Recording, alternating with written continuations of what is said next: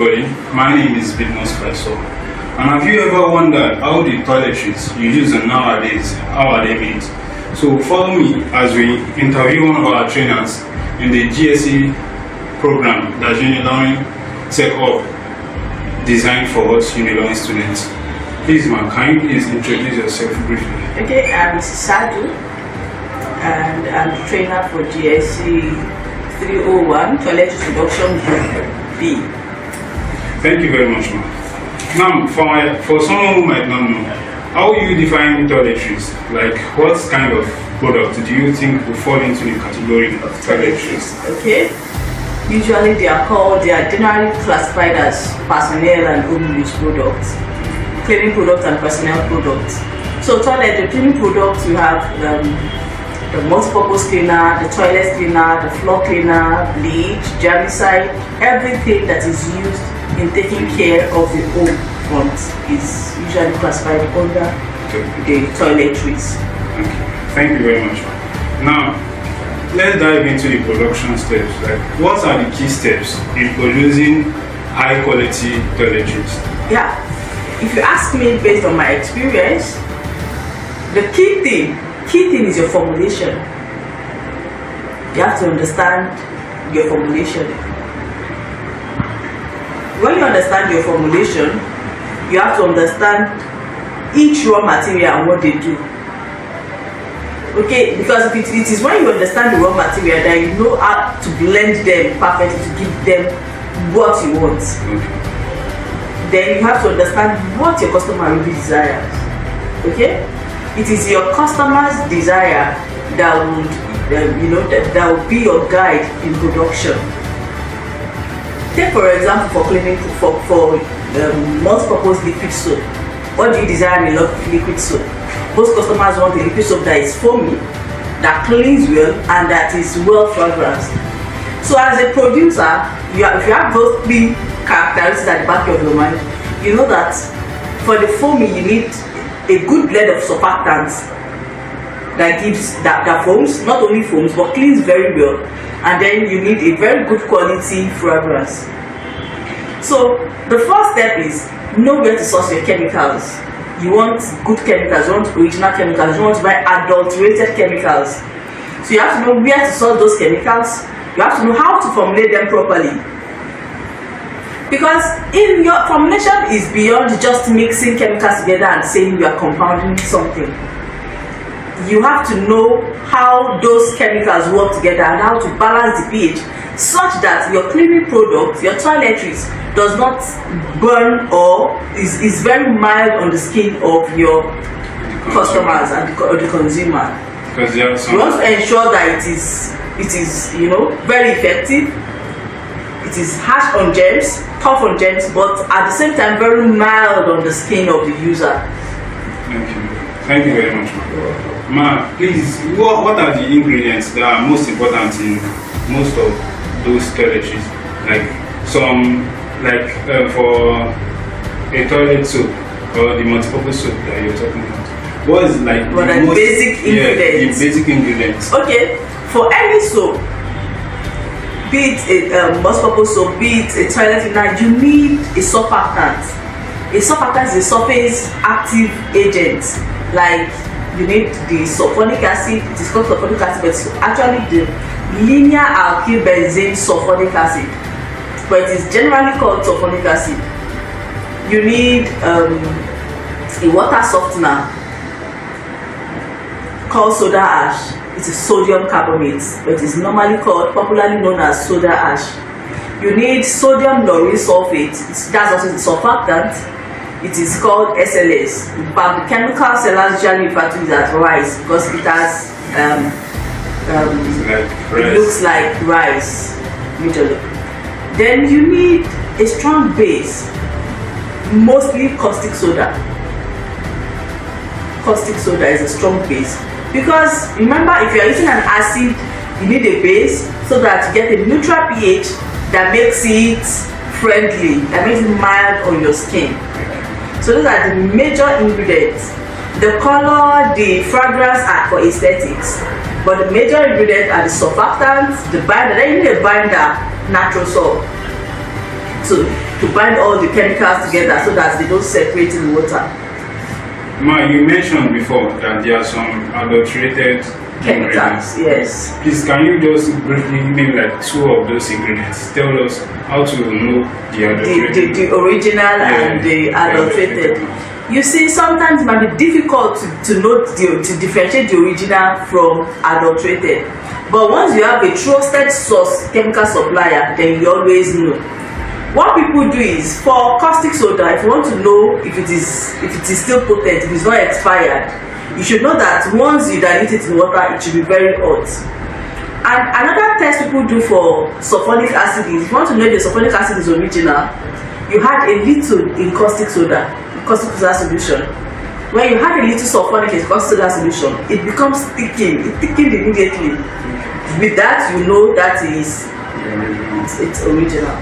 Thank you very much. Now, about the industry, what are the biggest challenges that someone who wants to go into the business face? Yes, what are the biggest challenges the person will face? The major challenge in the toiletries industry is forex dependent, because the chemicals, the equipment are all imported. So the price of these chemicals fluctuates as dollar rises. So we don't have any power over the cost of chemicals. The chemical, the bottles for branding, they are all imported. The equipment, the mixing machines and all that, they are imported. The filling machine are imported. So it is forex dependent. Thank you very much. Now, someone who wants to go into the business on a full scale, how does the person stay ahead of competitors? Like, for those liquid soap, we have some established brands like Money Fresh. We have big players. Big players. We have big players. We have regional players. We have national players. And even within your local area, you have a lot of competitors. Yeah. So the regional brands are the area, Area is a regional brand. Okay. Yeah. Omo is a regional brand. Then the national brand that the Money Fresh you're talking about, it is Nigeria brand. Money Fresh, Too Sure, all those are national brand. And then we have local brand.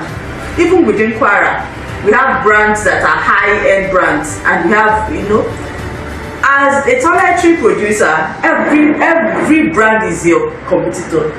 The regional, the national, the local, even the roadside is your competitor, because people can also buy from them or buy from you, right? Yeah. So to stay ahead of your game is number one. What I tell people is, you can't fight the price war. If you say I want to sell the cheapest, there are people that can sell lower than you.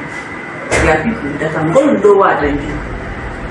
And if you are aiming to sell the cheapest to get customers, that your business may not be sustainable, because it won't be profitable to you. Profit is the lifeline of any business. So what I tell people is, what is your USP? What is your unique selling proposition? Why should Mr. A choose you and not your competitor? That is what you should look out for. And to have your USP, that's something that is valuable.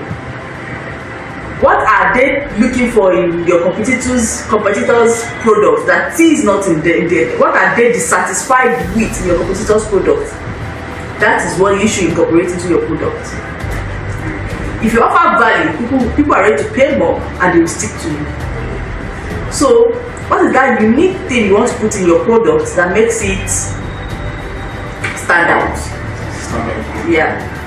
That's what will keep you ahead of the game, because every day, because of the ease of entry of this business, anybody can start. You can start very small. I started small. I started during the COVID pandemic, during the lockdown. I started with a 30-liter bucket and a stirrer. Now I have a factory with over 2,000 liter capacity per day. So this business is very easy to start. Anybody can start. So anybody can start and compete with you tomorrow. But you have to be on top of your game. You have to ensure that what you are giving out is valuable. Your product is valuable. That is what will make you remain on top of the game. Thank you very much. You're welcome. Now, for someone who wants to go into the business fully, What's the advice, the basic advice I give to anyone who wants To anyone, if you want to go into the business, just like any other business, you have to know what you are going for. You have to know the business like the palm of your hand, okay? Like your palm, you have to know the in and out of that business. You have to learn formulation, and it's not only important to learn formulation, you have to learn how to market your business. Because even if you have the best product and you don't know how to market it, the business will not be sustainable. The best product will not sell itself, except what? Except with markets. So, knowing the industry, then you have to study the industry. What is going on around whatever industry you want to play in, you have to know what is going on within that industry, so that you always what? Because if you are not innovative, if there are innovations around the industry and you are still the same person you were how many years ago, they will leave you behind. So learn your craft, master your craft. When you know that your formulation is good, ask questions. Don't take criticism from your friends and customers as a bad thing. Improve upon them. When your customers complain about your products, improve upon it. Know your industry very well, know what is happening around the industry, then market well. Market very well and be innovative.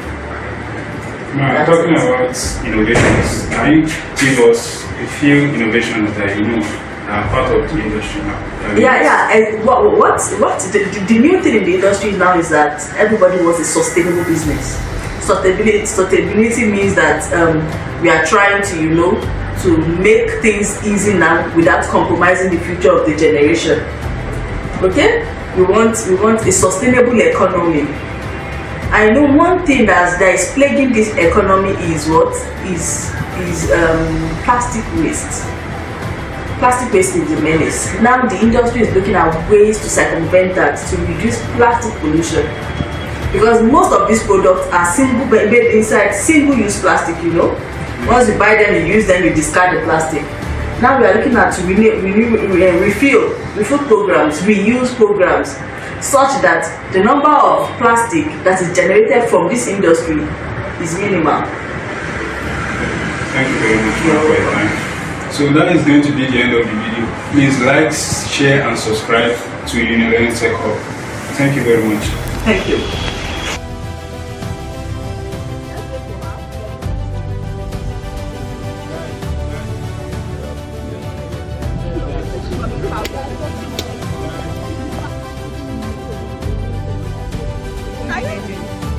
Can anybody describe this powdery substance?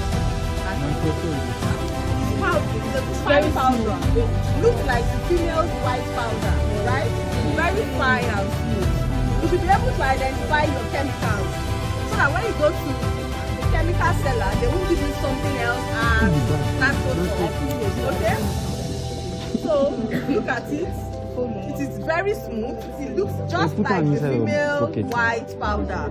Put them inside your pocket. The second one, this is what does it look like? Rice. It is even called rice by the chemical sellers, but it's not rice. This is sodium lauryl sulfate. Sodium lauryl sulfate. You have chemistry students here? Yes, ma'am. This is sodium lauryl sulfate. This is a surfactant. What is a surfactant? Not the chemistry. What is a surfactant? I'm not chemistry, special education. You are not chemistry. Is there anybody from chemistry here?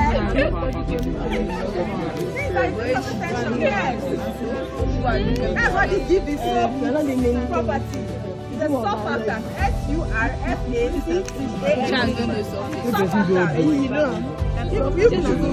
surfactant. What's a surfactant? It's a surface activated. Yes. What does it do? It is responsible for the cleaning and the foaming ability of the soap. Okay? This is SLS. They call it SLS. Sodium lauryl sulfate. So the chemical sellers call it rice because they don't know better. Okay? But this is nothing like rice.